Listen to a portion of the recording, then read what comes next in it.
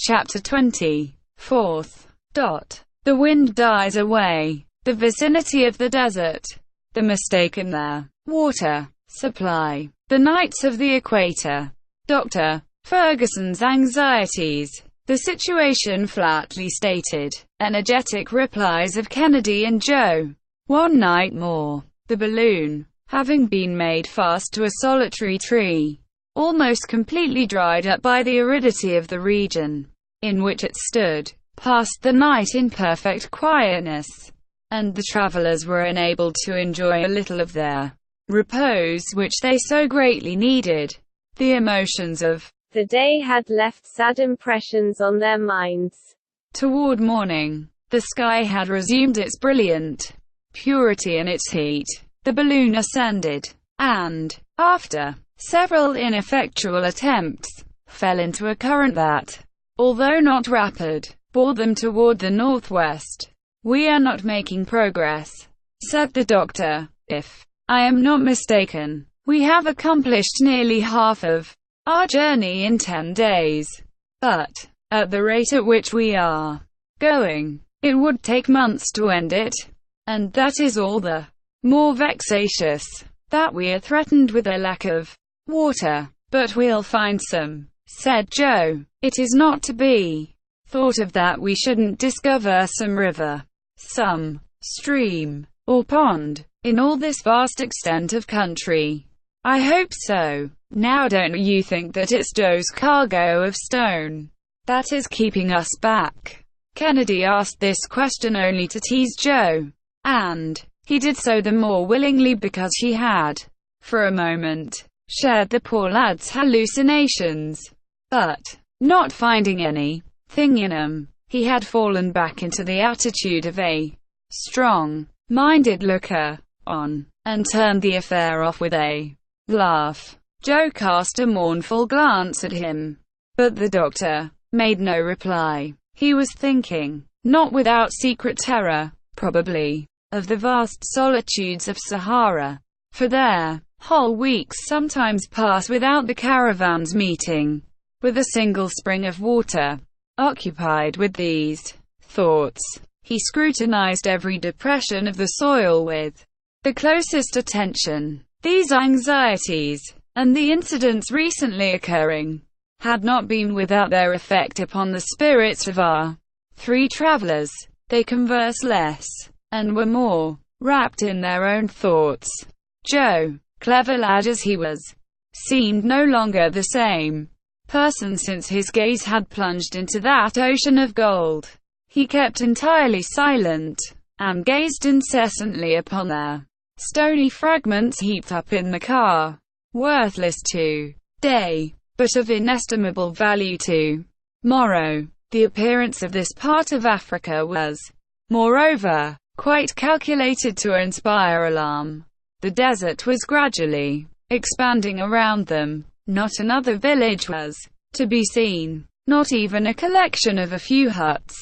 And vegetation also was disappearing. Barely a few dwarf plants could now be noticed, like those on the wild heaths of Scotland. Then came the first tract of greyish sand and flint, with here and there a lentisk tree and brambles.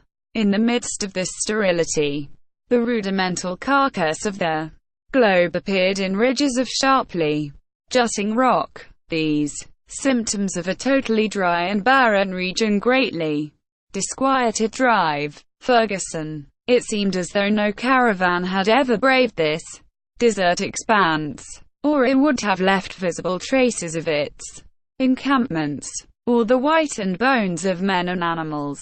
But nothing of the kind was to be seen, and the aeronauts felt that, ere long, an immensity of sand would cover the whole of this desolate region. However, there was no going back. They must go forward, and, indeed, the doctor asked for nothing better. He would even have welcomed a tempest to carry him beyond this country. But there was not a cloud in the sky. At the close of the day, the balloon had not made 30 miles, if there had been no lack of water. But there remained only 3 gallons in all. The doctor put aside 1 gallon, destined to quench the burning thirst that a heat of 90 degrees rendered intolerable. 2 gallons only then remained to supply the cylinder. Hence, they could produce no more than 480 cubic feet of gas. Yet the cylinder consumed about 9 cubic feet per hour. Consequently, they could not keep on longer than 54 hours. And all this was a mathematical calculation. 54 hours, said the doctor to his companions. Therefore, as I am determined not to travel by night, for fear of passing some stream or pool, we have but 3 days and a half of journeying during which we must find water at all hazards. I have thought it my duty to make you aware of the real state of the case, as I have retained only 1 gallon for drinking, and we shall have to put ourselves on the shortest allowance. Put us on short allowance, then, doctor, responded Kennedy. But we must not despair. We have 3 days left, you say? Yes, my dear Dick. Well, as grieving over the matter won't help us, in 3 days there will be time enough to decide upon what is to be done. In the meanwhile, let us redouble our vigilance. At their evening meal, the water was strictly measured out, and the brandy was increased in quantity and the punch they drank, but they had to be careful with the spirits, the latter being more likely to produce than to quench thirst. The car rested during the night upon an immense plateau, in which there was a deep hollow. Its height was scarcely 800 feet above the level of the sea. This circumstance gave the doctor some hope, since it recalled to his mind the conjectures of geographers concerning the existence of a vast stretch of water in the center of Africa. But, if such a lake really existed, the point was to reach it, and not a sign of change was visible in the motionless sky. To the tranquil night and its starry magnificence succeeded the unchanging daylight and the blazing rays of the sun, and, from the earliest dawn, the temperature became scorching. At 5 o'clock in the morning, the doctor gave the signal for departure, and, for a considerable time, the balloon remained immovable in the leaden atmosphere. The doctor might have escaped this intense heat by rising into a higher range, but, in order to do so, he would have had to consume a large quantity of water, a thing that had now become impossible.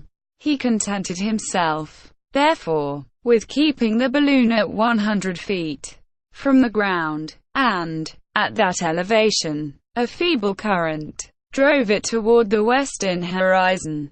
The breakfast consisted of a little dried meat and pemmican. By noon, the Victoria had advanced only a few miles. "We cannot go any faster," said the doctor. "We no longer command. We have to obey." "Ah, doctor, here is one of those occasions when a propeller would not be a thing to be despised." "Undoubtedly so, Dick, provided it would not require an expenditure of water to put it in motion. In that case, the situation would be precisely the same. Moreover, up to this time, nothing practical of the sort has been invented. Balloons are still at that point where ships are before the invention of steam. It took 6,000 years to invent propellers and screws, so we have time enough yet." "Confounded heat," said Joe, wiping away the perspiration that was streaming from his forehead. "If we had water, this heat would be of service to us, for it dilates the hydrogen in the balloon, and diminishes the amount required in the spiral. Although it is true that, if we were not short of the useful liquid, we should not have to economize it.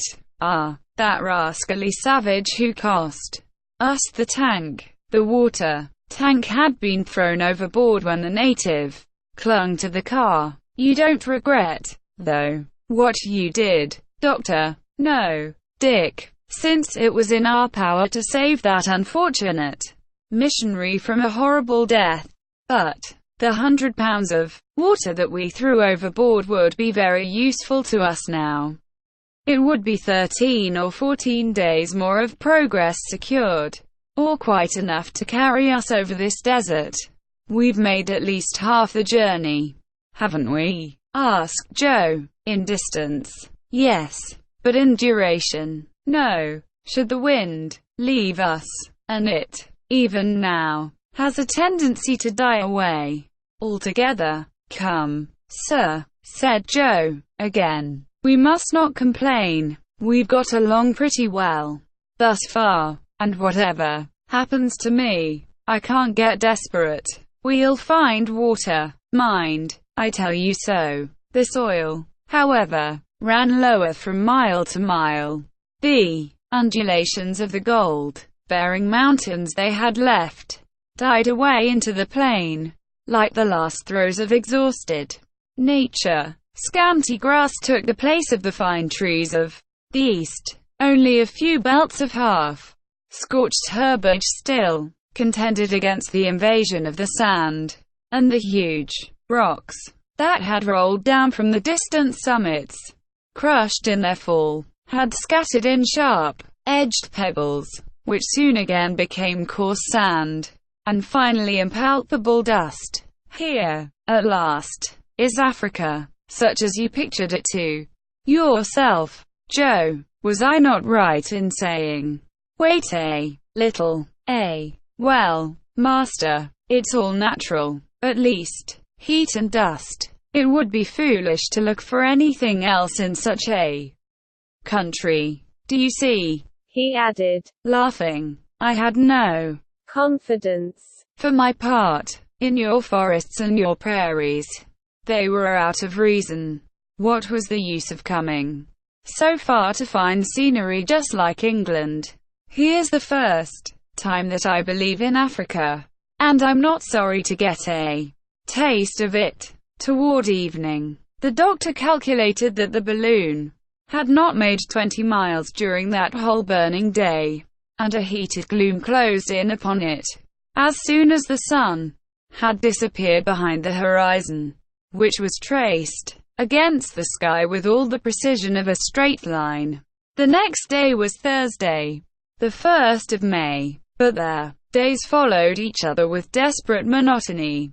Each morning was like the one that had preceded it. Noon poured down the same exhaustless rays, and night condensed in its shadow the scattered heat which the ensuing day would again bequeath to the succeeding night. The wind, now scarcely observable, was rather a gasp than a breath, and the morning could almost be foreseen when even that gasp would cease. The doctor reacted against the gloominess of the situation, and retained all the coolness and self-possession of a disciplined heart. With his glass he scrutinized every quarter of the horizon. He saw the last rising ground gradually melting to the dead level, and the last vegetation disappearing, while before him stretched the immensity of the desert. The responsibility resting upon him pressed sorely, but he did not allow his disquiet to appear. Those two men, Dick and Joe, friends of his, both of them, he had induced to come with him almost by the force alone of friendship and of duty. Had he done well in that? Was it not like attempting to tread forbidden paths? Was he not, in this trip, trying to pass the borders of the impossible? Had not the Almighty reserved for later ages the knowledge of this inhospitable continent? All these thoughts, of the kind that arise in hours of discouragement, succeeded each other and multiplied in his mind, and, by an irresistible association of ideas, the doctor allowed himself to be carried beyond the bounds of logic and of reason. After having established in his own mind what he should not have done. The next question was what he should do. Then, would it be impossible to retrace his steps? Were there not currents higher up that would waft him to less arid regions?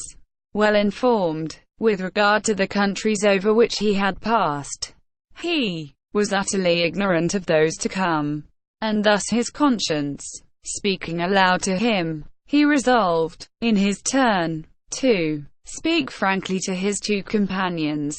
He thereupon laid the whole state of the case plainly before them. He showed them what had been done, and what there was yet to do. At the worst, they could return, or attempt it. At least, what did they think about it? I have no other opinion than that of my excellent master, said Joe. What he may have to suffer, I can suffer, and that better than he can. Perhaps, where he goes, there I'll go. And you, Kennedy? Doctor, I'm not the man to despair. No one was less ignorant than I of the perils of the enterprise. But I did not want to see them. From the moment that you determined to brave them, under present circumstances, my opinion is that we should persevere, go clear to the end. Besides, to return looks to me quite as perilous as the other course. So onward, then. You may count upon us. Thanks, my gallant friends, replied the doctor, with much real feeling. I expected such devotion as this, but I needed these encouraging words. Yet, once again, thank you, from the bottom of my heart. And, with this, the three friends warmly grasped each other by the hand. Now, hear me, said the doctor. According to my solar observations, we are not more than 300 miles from the Gulf of Guinea. The desert, therefore, cannot extend indefinitely, since the coast is inhabited, and the country has been explored for some distance back into the interior. If needs be, we can direct our course to that quarter, and it seems out of the question that we should not come across some oasis or some well where we could replenish our stock of water. But what we want now is the wind, for without it we are held here suspended in the air at a dead calm. Let us wait with resignation, said the hunter. But each of the party, in his turn, vainly scanned their space around him during that long wearisome day. Nothing could be seen to form the basis of a hope. The very last inequalities of the soil disappeared with the setting sun, whose horizontal rays stretched in long lines of fire over the flat immensity. It was the desert. Our aeronauts had scarcely gone a distance of 15 miles, having expended, as on the preceding day, 135 cubic feet of gas to feed their cylinder, and 2 pints of water out of the remaining 8 had been sacrificed to the demands of intense thirst. The night passed quietly, too quietly, indeed, but their doctor did not sleep.